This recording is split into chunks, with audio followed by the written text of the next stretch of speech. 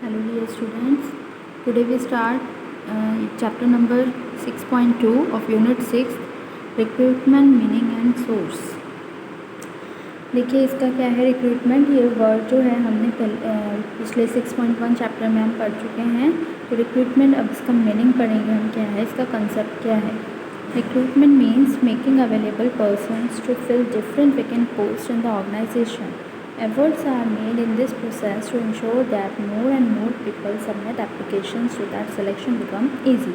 Recruitment देखिए क्या है कि ये मतलब एक ईज़ी अवेलेबल कराना कि जो पर्सन है वो डिफरेंट पोस्ट के लिए क्या किया जाए, उसके लिए फिल किया जाए, ठीक है ना। जिसको मतलब आप अपॉइंट करेंगे तो जो वैकेंट पोस्ट हैं उसके अकॉर्डिंग ही उनको अपॉइंटमेंट दी जाए, ठीक है, ऑर्गेनाइजेशन में। और इसके लिए एफर्ट्स लगाए जाते हैं कि ज़्यादा से ज़्यादा लोग जो हैं अपनी एप्लीकेशंस जो हैं वो सबमिट करें, ठीक है ना, ताकि सिलेक्शन जो है इजी हो सके। क्योंकि ज़्यादा से ज़्यादा लोग आएंगे तो उसमें क्या है, हम अच्छे लोगों की सिलेक्शन को कर सकते हैं। It is on the account of the efforts to attract more and more people that the process of recruitment is called a positive process. अब ये देखिए क्या है, अगर एफर्ट्स लगाए जाते हैं तो ये क्या मतलब काफ़ी ऐसे एफर्ट्स लगाए जाते हैं कि लोगों को अट्रैक्ट किया जाए कि ज़्यादा से ज़्यादा लोग जो हैं उस प्रोसेस के लिए आगे आएँ, मतलब उनको रिक्रूट किया जाए, ठीक है ना। और उसको कहा जाता है पॉजिटिव प्रोसेस कहा जाता है। अब देखिए डेफिनेशन क्या है इसकी, main definition according to Flippo, recruitment is the process of searching for prospective employees and simulating them to apply for job in an organization। Recruitment एक वो प्रोसेस है जिसमें कि एम्प्लॉयज़ की मतलब क्या है, अच्छे एम्प्लॉयज़ की सर्च की जाती है, अच्छे एम्प्लॉयज़ को ढूंढा जाता है, और simulating them to apply for job, और उनको मतलब ये वो करा जाता है कि वो उस जॉब के लिए अप्लाई करें, ठीक है, जो ऑर्गेनाइजेशन में जिसकी लिए वो जगह मतलब वैकेंट है, ठीक है, जिस पोस्ट पे वो आना चाहते हैं तो अपनी एबिलिटी के अनुसार जो है वो उस पर क्या कर सकते हैं, उस जॉब के लिए अप्लाई कर सकते हैं। तो ये है इसकी डेफिनेशन। आगे है इसका प्रोसेस ऑफ रिक्रूटमेंट। प्रोसेस में क्या है देखिए, किस प्रोसेस से जो है एम्प्लॉयज़ को मतलब रिक्रूट किया जाता है, रखा जाता है। फर्स्ट है requisition of employees. Recruitment process begins with the requisition of employees. After determining the need of employees in their respective department, the departmental managers bring it to the notice of personnel manager। अब देखिए recruitment process जो है वो start किया जाता है कहाँ से, रिक्विजिशन ऑफ एम्प्लॉयज़, एम्प्लॉयज़ को बुलाया जाता है, ठीक है ना। फिर जब एम्प्लॉयज़ की ज़रूरत महसूस होती है तो उसको क्या किया जाता है, मतलब डिपार्टमेंट्स में जितने एम्प्लॉयज़ की ज़रूरत होती है तो डिपार्टमेंटल मैनेजर जो होता है क्या करता है, मतलब पर्सनल मैनेजर की नोटिस में ये बात लाता है कि इतनी जगह यहाँ पे इतने पोस्ट जो हैं वो खाली हैं और इतने एम्प्लॉयज़ यहाँ पे रखे जाने चाहिए, ठीक है। तो सेकेंड है identification of the source of recruitment. On receipt of requisition letters from all departments, the personnel manager, by virtue of his knowledge and experience, decides about the source from where to make available personnel possessing different qualification। अब देखिए जब requisition के जो है letter जो है वो हर department से रिसीव कर लेता है पर्सनल मैनेजर, तो वो क्या करता है, by virtue of his knowledge and experience, अपने नॉलेज और एक्सपीरियंस के अनुसार वो ये डिसाइड करता है कि कहाँ से किस तरीके से लोगों को मतलब अवेलेबल करा जाए, मतलब बुलाया जाए, ठीक है ना, उन ऑफ डिफरेंट क्वालिफिकेशन, तो मतलब जैसे उनकी क्वालिफिकेशन है तो किस तरीके से उनको बुलाया जाए। थर्ड है इन्विटेशन टू इंटरेस्टेड पीपल।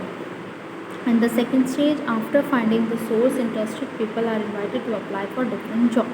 अब सेकेंड स्टेज में क्या होता है, जब वो देख लेते हैं कि मतलब सोर्स पता चल जाता है कि हम इस तरीके से लोगों को बुला सकते हैं, तो वो क्या है, इंटरेस्टेड पीपल जो लोग होते हैं उनको इनवाइट किया जाता है कि वो डिफरेंट जॉब्स के लिए अप्लाई करें।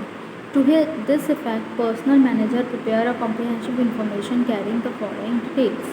नंबर ऑफ़ वैकेंसीज, मतलब ये सारी इन्फॉर्मेशन जो है एक पर्सनल मैनेजर देता है कि नंबर ऑफ़ वैकेंसीज कितनी हैं, जॉब ऑफ नेचर मतलब क्या कैसी जॉब है, क्वालिफिकेशन रिक्वायर्ड कितनी चाहिए, एक्सपीरियंस कितना चाहिए, सैलरी की डिटेल, कंडीशन ऑफ एम्प्लॉयमेंट, ठीक है, क्या क्या रहेगी, डेट ऑफ एप्लीकेशन, आप कब मतलब अपनी जो है अप्लाई कर सकते हैं और कब तक कर सकते हैं, brief detail of selecting procedure, मतलब सिलेक्शन प्रोसीजर की जितनी भी डिटेल्स हैं उनको ब्रीफ में पर्सनल मैनेजर जो है वो एक उसमें देता है, ठीक है।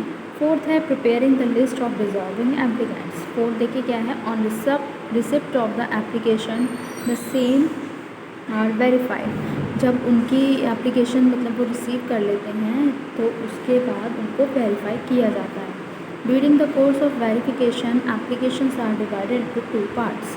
जब वेरिफिकेशन हो जाती है तो एप्लीकेशंस को 2 पार्ट में डिवाइड कर दिया जाता है। One part consists of those applications which fulfill all the qualification required by the organization, and the other part consists of those applications which do not fulfill all the requisite qualification. A list of those applicants who possesses the requisite qualification is prepared. Such eligible applicants alone are included in the selection process.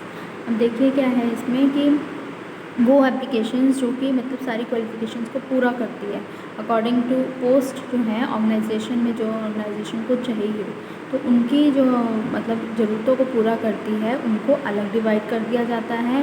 और other part मतलब जो requisite qualification को पूरा नहीं करते हैं, मतलब जो लोग क्वालिफाइड नहीं हैं या फिर भी उन्होंने फिल कर दिया है फॉर्म ये वो करते हैं, तो उनको उनके फॉर्म्स को अलग कर दिया जाता है।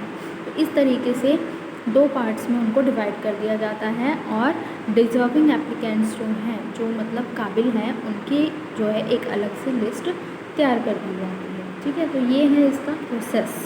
अब नेक्स्ट है इसमें source of recruitment of employees, क्या क्या इसके सोर्सेज हैं, ठीक है। Second step in the process of recruitment of employees is identification of the source of recruitment. It is very important step as the success of whole process of recruitment depend on it. If the personnel manager fails to identify correctly the source of recruitment, he will not be able to find suitable employees. अगर देखिए उनको proper source नहीं पता चलेगा recruitment मतलब उन्होंने कैसे करनी है, ठीक है, उनको प्रॉपर सोर्स नहीं पता चलेगा किस तरीके से उनको एम्प्लॉयज़ को बुलाना है, तो वो सुटेबल एम्प्लॉयज़ को फाइंड करने में मतलब ढूंढने में क्या रहेंगे, ढूंढ नहीं सकेंगे, ठीक है। तो consequently will be difficult to achieve the objective of the organisation. और जब अच्छा जो कहते हैं एम्प्लॉयज़ है वो नहीं ला सकेंगे तो इससे क्या होगा, ऑब्जेक्टिव जो ऑर्गेनाइजेशन का है वो भी अचीव नहीं कर पाएंगे।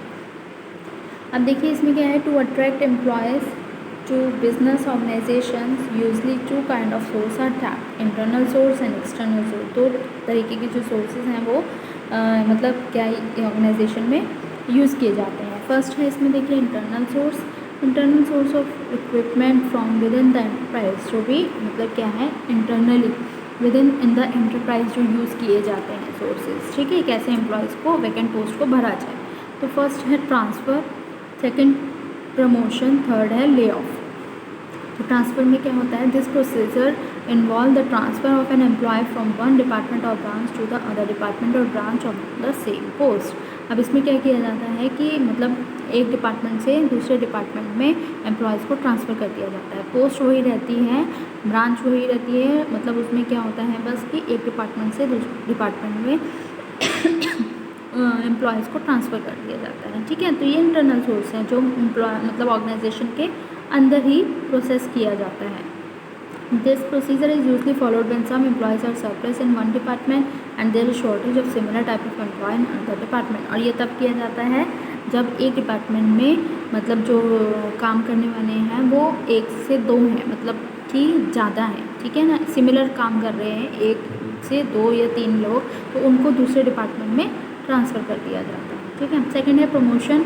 Promotion is a process by which an employee working at the lower rank is appointed to the upper rank. अब प्रमोशन में क्या होता है कि जो लोअर रैंक में काम कर रहा है, जो नीचे पोस्ट पे काम कर रहा है, उसको उसे ऊपर की पोस्ट पे उसको प्रमोट कर दिया जाता है, ठीक है ना।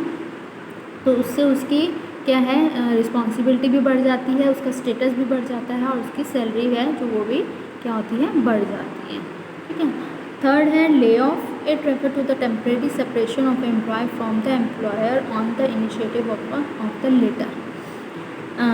इन most cases the lay off take place due to lack of work. मतलब ये है ले ऑफ की सेपरेशन कर देते हैं, अलग कर देते हैं एम्प्लॉयज़ को, मतलब टेम्परेरी टाइप की जो है एम्प्लॉयर को उससे एम्प्लॉय से अलग कर देते हैं, ठीक है। और ये मोस्ट केसेस में मतलब ज़्यादा केसेस में ये तब होता है जब lay off take place due to lack of work, कि वो काम की कमी हो, ठीक है, उन केसेस में ये सिचुएशन यूज़ करनी पड़ती है.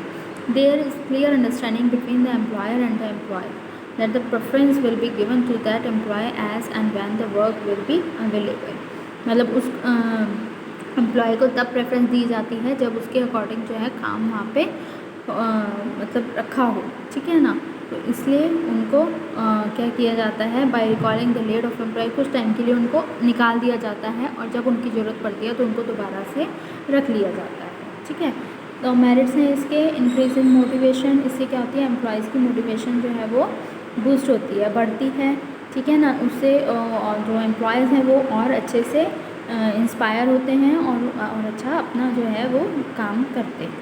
सेकंड है इंडस्ट्रियल पीस, मतलब ये है इंटरनली रिक्रूटमेंट की जा रही है, अंदर ही अंदर जैसे ट्रांसफ़र हो गई, प्रमोशन हो गई, तो ये क्या है, एक एम्प्लॉय जो है वो उससे सेटिस्फाई रहते हैं और जो इंडस्ट्रियल पीस है, ऑर्गेनाइजेशन की जो मतलब शांति है वो बनी रहती है, ठीक है. और थर्ड है इजी सिलेक्शन, मतलब इसमें सिलेक्शन करना इजी है कि हमें पता है कि वो जो एम्प्लॉय है वो पहले से हमारे साथ काम कर रहा है, तो हमें उसकी सिलेक्शन करनी इजी रहती है कि वो किस तरीके से आगे बढ़कर भी काम करेगा, ठीक है ना. उसको ईज़िली सिलेक्ट कर लिया जाता है. थर्ड है नो नीड ऑफ इंडक्शन, इसमें क्या है, induction means to acquaint the employees with their job and the organisation. In this source of recruitment, this information is already available to the employers and there is no need of induction in the case.